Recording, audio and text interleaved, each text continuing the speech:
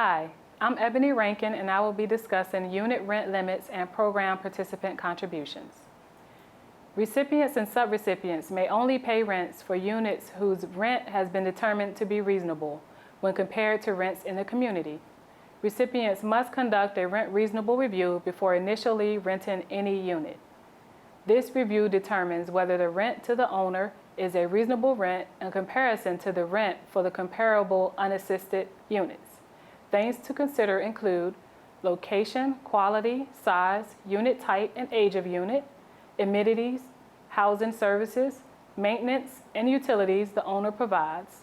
Gross rents for units assisted with CoC program rental assistance funds cannot exceed reasonable rents. This slide provides 3 examples that demonstrate the relationship between the reasonable rent and the FMR for projects with rental assistance funds. For these projects, rent reasonableness is the standard. Unit rents that exceed FMR can be assisted, but only if the rent is reasonable. Projects with leasing funds have different requirements for unit rents. For these projects, CoC program leasing funds cannot pay above FMR, even if the rent is reasonable. However, recipients and subrecipients can use non-CoC program funds to pay for housing costs above the FMR up to the reasonable rent. This slide provides 3 examples that demonstrate the relationship between the reasonable rent and the FMR for projects with leasing funds. For projects using rental assistance funds to rent units and pay a portion of the rent on behalf of the program participant, recipients and subrecipients must require a rent contribution from program participants to the landowner/landlord.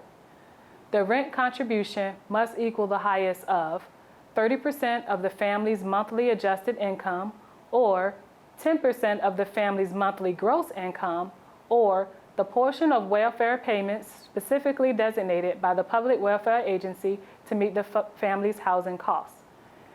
If the program participant is required to pay for utilities, then a utility allowance must be factored into the rent calculation determination.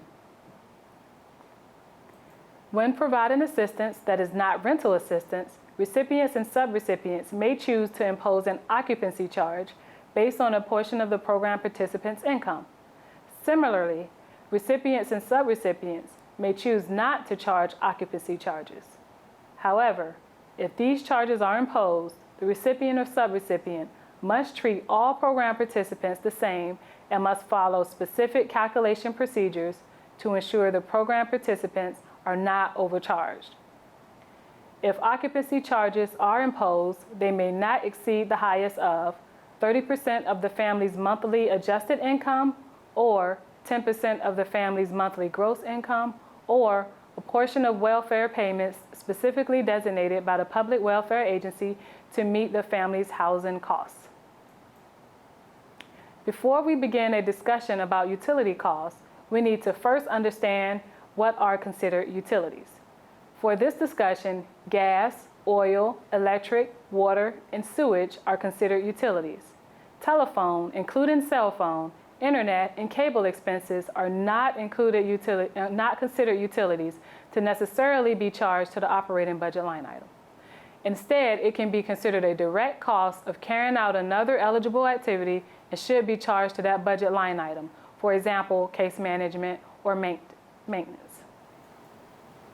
Recipients and/or subrecipients must pay the utility company on the behalf of the program participant if the rent exceeds the utility costs. There are several reasons for this. HUD is under contract with the recipient and therefore is ultimately responsible for ensuring that funds are used in compliance with the CoC program, and this policy addresses the concerns of giving funds directly to the program participant and tracking that funds are spent on eligible costs. Payment of utilities on behalf of the program participant can happen in 2 ways. Program participant agrees to forward the utility bills to the recipient, or the recipient program participant will make the necessary arrangements with the utility companies. This policy does not include those program participants whose rent does not exceed the utilities because the participant has enough financial revenue to cover the utility costs. so there is no need for the recipient to assist. Recipients are also allowed to use program participants' rent contribution, operating funds, or program income to pay the utility costs so long as the unit or structure is not supported with rental assistance dollars. The most common source of program income under the CoC program is likely to be rent and occupancy charges that are paid by program participants.